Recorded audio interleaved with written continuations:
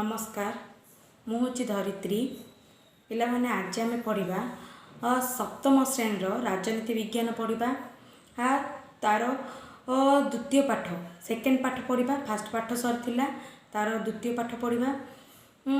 तुम मानक मु द्वितीय पाठर बही भितर समस्त क्वेश्चन आंसर समस्त प्रश्न उत्तर सर्ट क्वेश्चन जोड़ा कि मुझे सारी प्रश्न उत्तर प्रश्नावली दे सारी बाकी रही दुईटा लॉन्ग क्वेश्चन केवल से दुईटा काली सुधा मु तुम मानक देदेवी से सबू जिनस तुम खातार भलसे लिखी ये पढ़ नेक्स्ट क्लास जिते बड़े आम ऑडियो जो वीडियो ऑडियो क्लिप्स रे प्रश्न उत्तर आलोचना करें ए द्वितीय पाठर प्रश्न उत्तर आम आलोचना करा देख पिले आज आम पढ़ा कौन तुम सेकेंड पाठ अच्छी भारतर स्वाधीनता संग्राम पर अच्छी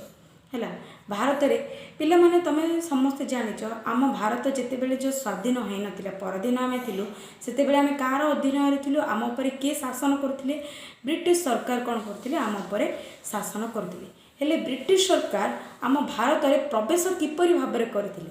किपरि करथिले ब्रिटिश माने आम भारत को किपरि आसिले प्रथमे देख से माने कौन करथिले ए ब्रिटिश माने फास्ट इंग्रेज माने फास्ट कौन कले भारत रे जो ईस्ट इंडिया कंपनी शुणिच नाडा जो ईस्ट इंडिया कंपनी अच्छी ए ईस्ट इंडिया कंपनी साहाय्य कौन कले भारत रे वाणिज्य कारोबार उद्देश्य नहीं कि से माने कौन कले भारत रे प्रवेश करथिले प्रथमे कौन कले ईस्ट इंडिया कंपनी सेठारे स्थापना आम भारत रे ईस्ट इंडिया कंपनी स्थापन करी से माने कौन कले भारत रे वाणिज्य करबा पई आसते यहीपरि भाव में कौन कले जे ए धीरे अल्प अल्प टिके वाणिज्य करने आसी आसी कौन कले आस्ते आस्ते आस्ते आस्ते से माने कौन कले निजर प्राधान्य को कौन कले पूरा समग्र भारत वर्ष रे चारिआडे व्यापी देले से निजे कौन कले पूरा भारत वर्ष को निज अख्तियार को निज शासन को निज शासन दिन को नहीं गले एपरी भाव में कौन है आम भारत ब्रिटिश मानकर अधीन को चलीगला हेले से तो भारत को तो शासन कले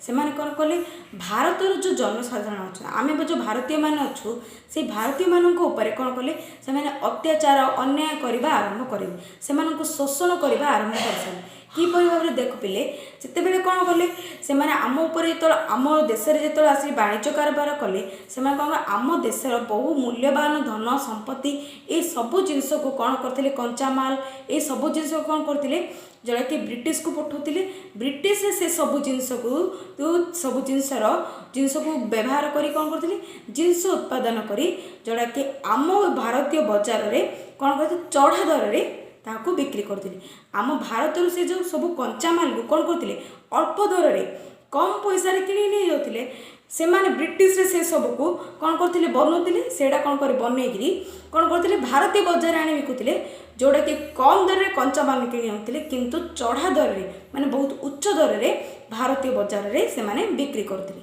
एपरि भाव में कौन है धीरे धीरे भारतीय मान को ब्रिटिश माने शोषण करने आरंभ कर कले हेले परवर्ती कौन है जो भारतीय मानकर मन में कौन जे गोटे निआ से हृदय गोटे निआ जागृत निआ जल्ला माने अवश्य राग लगे ना तुम घर यदि गोटे लोक आस बाहर कई जड़े लोक आसब तुम घर उपर तार शासन तार हुकुम चलेब मान तुम राग तो निश्चय आसब बाहर किए जन आस आम उपर हुकुम चलाऊँ तो निश्चय से ब्रिटिश माने आसी भारतीय मानक ऊपर जो हुकुम चले जो भारतीय सिपाही थिले जो भारतीय लोक माने थिले से माने कौन है मन में निआ जल से जो भारतीय सिपाही आउ जो मुसलमान सिपाही थिले ये सब सिपाही माने कौन करी मिसिगिरी कौन कले जो ब्रिटिश मानकर ब्रिटिश मानक पई गोटे युद्ध करिले से कौन कले गोटे सिपाही युद्ध से कौन कहला सिपाही युद्ध से केबे होइतिला से जो युद्ध है से अत्याचार अन्याय को न सह करी से प्रतिवाद करी से विरोध करी विद्रोह जो आरंभ करथिले सिपाही माने हिंदू और मुसलमान सिपाही माने जो विद्रोह आरंभ करथिले से विद्रोह कौन कहला सिपाही विद्रोह बोली कहला आ सेटा ही हूँ आम कौन भारतर स्वाधीनता संग्राम प्रथम युद्ध बोली कह प्रथमे कौन होता प्रथम फास्ट युद्ध है फास्ट युद्ध हिसाब से आम सिपाही विद्रोह को अवहित कले सिपाही विद्रोह केबे होता 1857 1857 कौन होती सिपाही विद्रोह होता यहीपरी भाव में कौन है आमर भारत में स्वाधीनता संग्राम आरंभ है स्वाधीनता संग्राम आरंभ होपर कौन है ये सब जिन जो देखिले भारतीय माने विद्रोह करने आरंभ कले सब जिन को दमन कर आरंभ कले हेले कौन कले इंग्राजी माने तो बहुत पावरफुल थे बहुत शक्तिशाली थे ना से कौन कले से निजर शक्ति रे कौन कले भारतीय मानक दमन भारतीय मानक कौन कले दमन कर रखी यहीपरी भाव में कौन है तापर ये जो ब्रिटिश माने कौन कले केतटा चुक्ति करते कौन कौन से केतटा घोषणानामा बा चुक्ति से माने करते कौन कौन सब शासन चुक्ति करते फास्ट है कौन 1958 मसीहा सॉरी 1858 मसीह कौन ये भारत में गोटे शासन घोषणानामा है कौन कौन है 1958 मसीह जितेबाला कौन है ईस्ट इंडिया कंपानी से कौन है निजर समस्त शासन क्षमता हर सारी से तार समस्त शासन क्या पाख पड़ी आम भारतर समस्त प्रथम ईस्ट इंडिया कंपानी आई भारत शासन कला किंतु परवर्ती समय कौन है ईस्ट इंडिया कंपानी हाथ समस्त शासन क्षमता शासन क्षमता हर से क्या हाथ को पड़ा ब्रिटिश राणी हाथ को पड़ेगा ब्रिटिश राणी से किए थे राणी विक्टोरिया थी हाथ को आम भारतर समस्त शासन क्षमता पड़ेगा हेले पड़ेगा से कौन करते 1858 मसीह से कौन करते एक घोषणानामा करते कौन घोषणानामा करते जोड़ारे कि घोषणा करते कि भारतीय माने ब्रिटिश बाहर विदेश जो कौन स्थान में रहिले जमी ब्रिटिश प्रजा माने ब्रिटिश प्रजा ब्रिटिश लोक मानू जोपरी भाव में अधिकार से जो सरकारी नियुक्ति ये सब मिलूँ ठीक से परी भाव में कौन हम भारतीय माने ब्रिटिश जेको स्थान में रुहतु ना कहीं ठीक से ही परी ब्रिटिश मानकर प्रजा मानक परी अधिकार आउ सबू सरकारी सरकारी